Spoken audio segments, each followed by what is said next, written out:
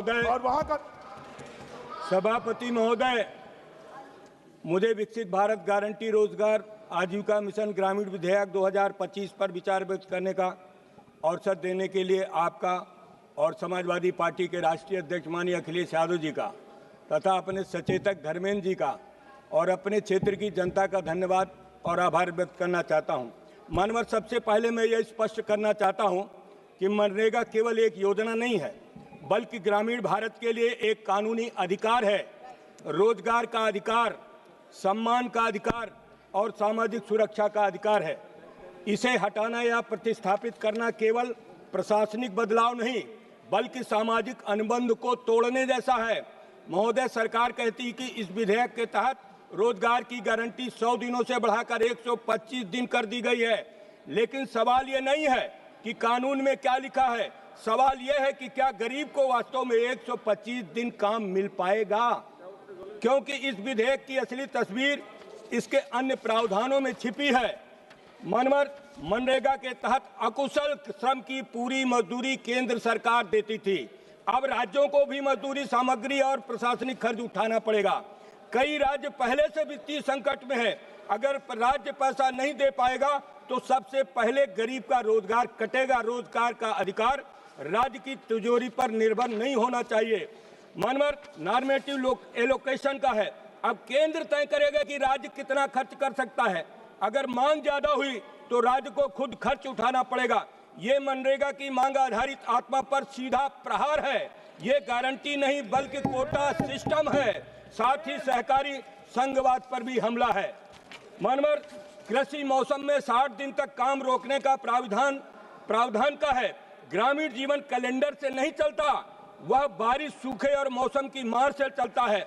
जलवायु संकट के दौर में काम रोकना गरीब को और असुरक्षित बनाना है। नए बिल को और पीएम गति शक्ति को जोड़ना है। ग्राम पंचायतों की भूमिका कागज पर है, लेकिन असली नियंत्रण ऊपर से होगा। लोकतंत्र में विकास बॉटम अप होना चाहिए, न कि डैशबोर्ड से गांव तक।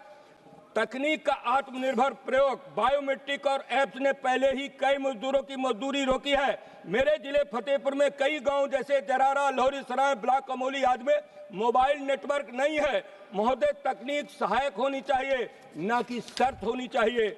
महोदय, मैं इस विधेयक के सबसे पहले प्रतीकात्मक और नैतिक पहलू पर आना चाहता हूं, नाम परिवर्तन। जब भी कोई विदेशी राष्ट्राध्यक्ष भारत आता है या जब हमारे प्रधानमंत्री विदेश जाते हैं तो भारत की पहचान महात्मा गांधी के नाम से होती है।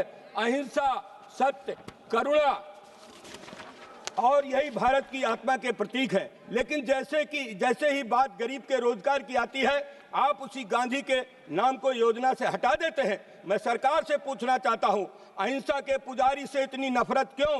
गरीब के अधिकार के साथ जुड़ा गांधी का नाम इतना असहज क्यों लगता है? महात्मा गांधी के रिप्लेस करने के लिए आप राम का नाम तो ले सकते हैं, सावरकर से रिप्लेस नहीं कर सकते हैं।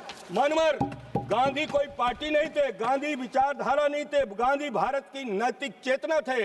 माननीय अध्यक्ष महोदय, यह विधेयक सिर्फ नाम नहीं बदलता, यह दृष्टिकोण बदलता है। अधिकार से योजना की ओर और न्याय से बजट की ओर और गांधी से सुविधा की ओर। ग्रामीण भारत को नारे नहीं चाहिए मानवर, उसे काम चाहिए, मजदूरी चाहिए और सम्मान चाहिए। जब तक ये विधेयक इन तीनों की बिना शर्त गारंटी नहीं देता और जब तक गांधी के विचार को योजनाओं से हटाया जाता रहेगा, मैं इस विधेयक का पूरे दृढ़ संकल्प के साथ विरोध करता हूं। एक बात कहना चाहता हूं, इस बिल को प्रस्तुत करते हुए माननीय मंत्री जी ने कहा कि ये ईंट गारे का भवन नहीं है, ये लोकतंत्र का मंदिर है।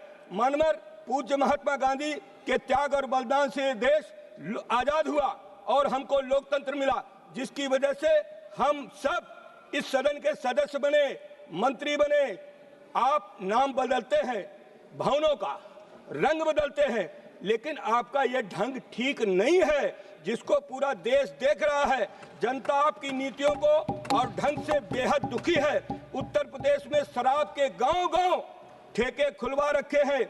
युवा पीढ़ी को बर्बादी की तरफ लिए जा रहे हैं। माननीय सभापति महोदय, मैं उत्तर प्रदेश के फतेहपुर लोकसभा से जीत कर आया हूं। करोड़ों रुपया मजदूरों का बकाया है, उनके भुगतान का क्या होगा मनोहर, इस बात को मैं माननीय मंत्री जी से स्पष्ट करना चाहता हूं। आपने मुझे समय दिया, मैं आपका धन्यवाद करते हुए अपनी बात को विराम देता हूं। माननीय श्रीमती महुआ मैत्री जी। Thank you, Honorable Chairperson, sir. I stand on behalf